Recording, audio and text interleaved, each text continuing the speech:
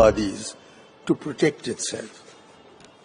Hindutva is Hinduism in paranoia. It asks 80% Hindus to quiver in front of 14% Muslims. What is Hindutva? Hindutva is a BJP leader slapping a blind, hungry tribal girl because she attends a Christmas lunch in a church. Hindutva raids shopping malls to tear down Christmas decorations. And when it comes to Buddhism, Swami Vivekananda at Chicago on 26 September 1893 described Buddhism as the fulfillment of Hinduism and went on to affirm that the separation of Brahman from Buddha is the cause of the downfall of India. That is what Swami Vivekananda says. Now contrast this with Hindutva. Savarkar described Buddhism as an existential threat to all Indians, to all Hindus. He described it as the ultimate negation of Hindutva, bearing the opiate of universalism and non-violence. He said it was disastrous to national virility and even the existence of the Hindu race. He viewed Ashoka's non-violence, I'm quoting him, as being antithetical to being a Hindu, and thus also under Hinduism is a great spiritual religion. Hindutva is a political tract. Hindutva came only in 1923.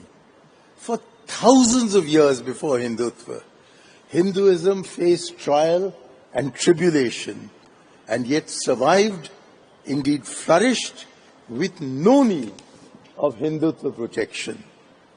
For example, the first census in 1872 found, after what Hindutvists call a millennium of slavery, that less than a quarter of India's population had embraced Islam. Hinduism is resilient, self-sufficient, in no need of protection. It is entirely capable of protecting itself. Hindutva is not the protector of Hinduism. Hindutva is the perverter of Hinduism.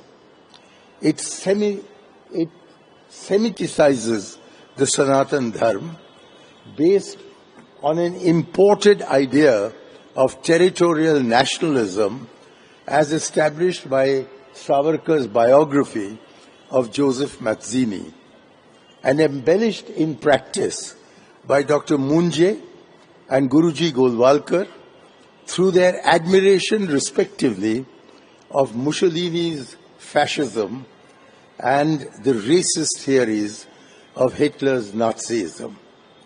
What I hope to establish in the next 9 minutes is that faced with a choice between Savarkar's Hindutva and the Hinduism of Gandhi or Swami Vivekananda, there is no way their Hinduism can be protected or promoted by Savarkar's Hindutva. For there is an unresolvable contradiction between Gandhi's collection, the essence of Hinduism, and Savarkar's 1923 publication, The Essentials of Hindutva.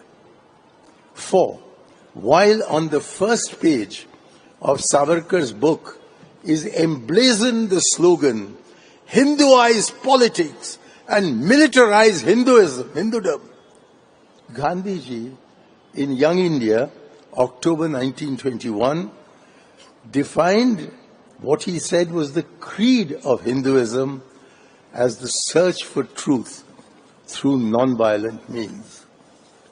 While Savarkar wrote, Hindus understand themselves as Hindus through acts of violence, the Mahatma wrote, the Hindu has an old age civilization, he is essentially non-violent.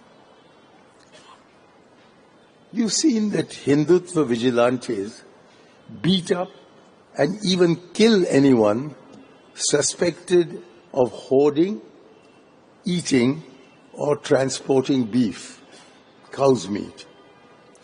While Gandhiji wrote, it is a denial of Hinduism and of ahimsa to kill a human being to protect a cow.